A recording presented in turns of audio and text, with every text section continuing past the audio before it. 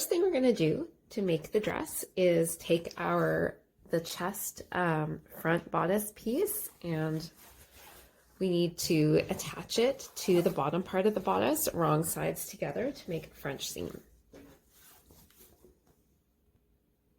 Once it's pinned together, wrong sides, we're going to stitch along the seam with a small seam allowance, about 1/4 inch.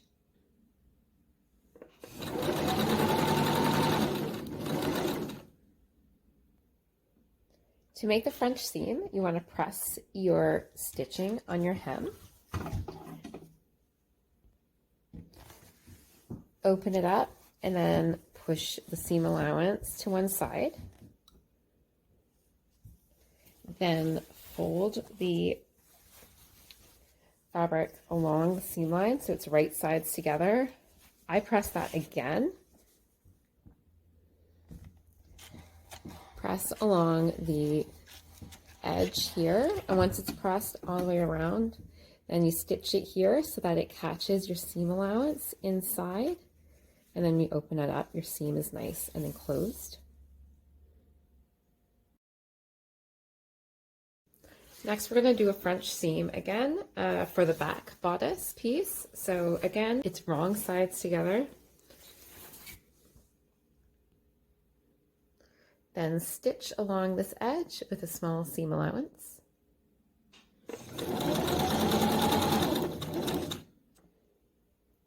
Press your seam. Press again.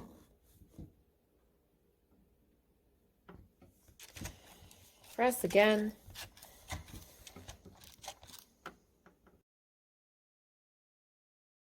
Next, we're going to work on our ruffle pieces. So lay them out and we're going to French seam those again. So again, do French seam. I'm going to put it wrong sides together. Once they're pinned there, we're just going to sew along both sides with a small seam allowance and flip it over and French seam it again.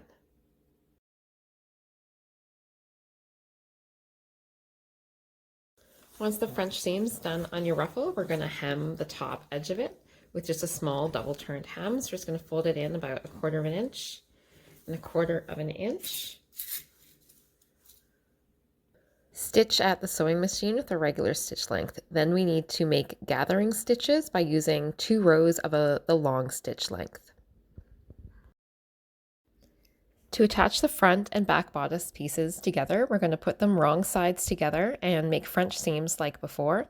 So sew along the side seams and the top shoulder seams and flip it over and sew it again to make your French seam just like earlier. Once you've French seamed your bodice together, then you need to hem it. So just do another little double turned hem, like 1/4 inch and 1/4 inch, pin it and stitch around.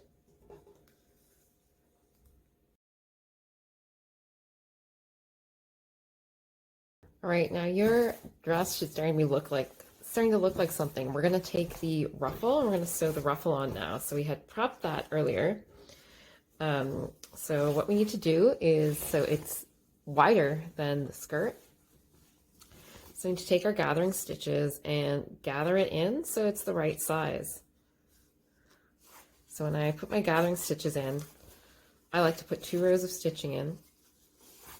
You can get away with 1, but if you have a lot to gather and like one of your stitches breaks, then at least you got the other one.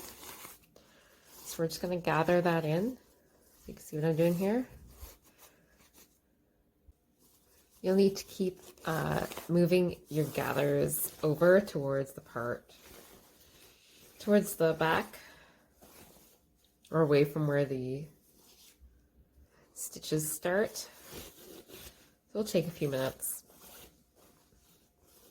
When you go to pin your gathers on, you want to match the seam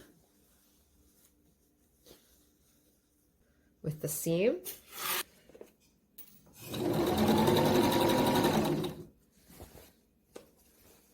Once you've stitched the ruffle around, you need to tidy up your threads.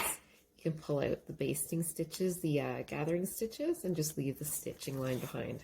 The gathering stitches should come out really easily. Next, we are going to put the elastic in.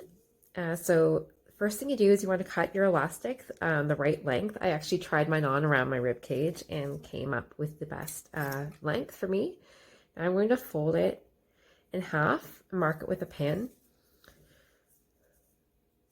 and I'm quartering my elastic here. This helps match up your elastic evenly with what you are gathering it into, because obviously the part that we're going to be sewing it into is much longer than the elastic.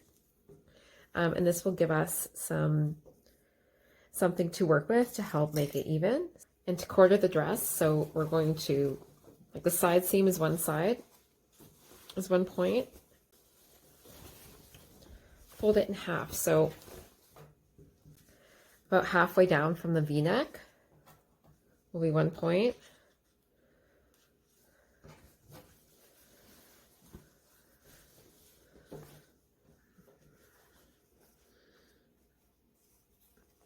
Matching up my shoulders here. Okay, so that'll be the other point. We're going to sew it like along the French seamed area here. So now I'm going to take this, take my elastic, put it in here.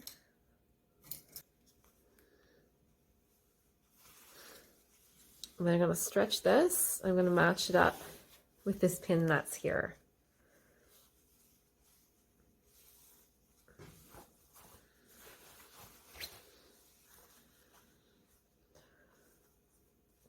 And this just helps ensure that you are gathering it in evenly.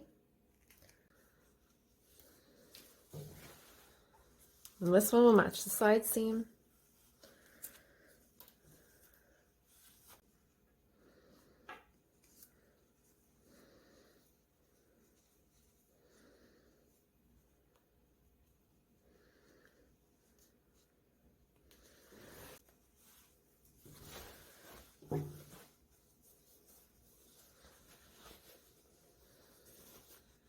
And then the side seam again. Now I'm at the sewing machine and I've set it to a zigzag stitch, and I've put the needle in here. This is our first anchor pin, and we're going to stretch it back like that as we sew.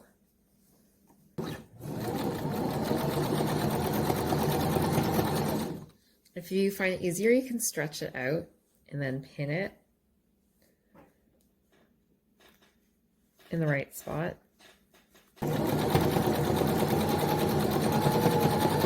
So you can see over here it's gathered.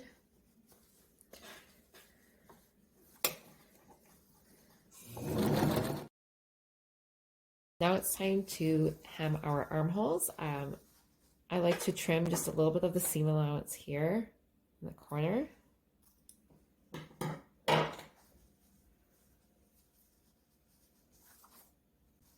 And stitch all the way around.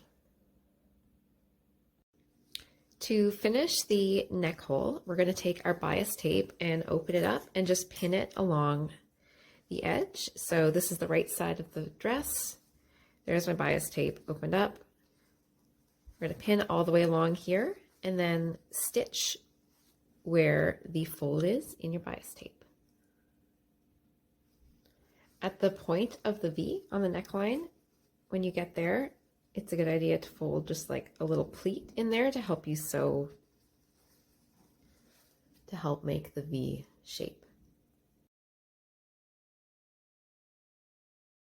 After the binding is stitched around, we need to press it. So you want to fold the seam allowance up, and the binding covers the edge there, the raw fabric. And then we're going to fold it down and stitch.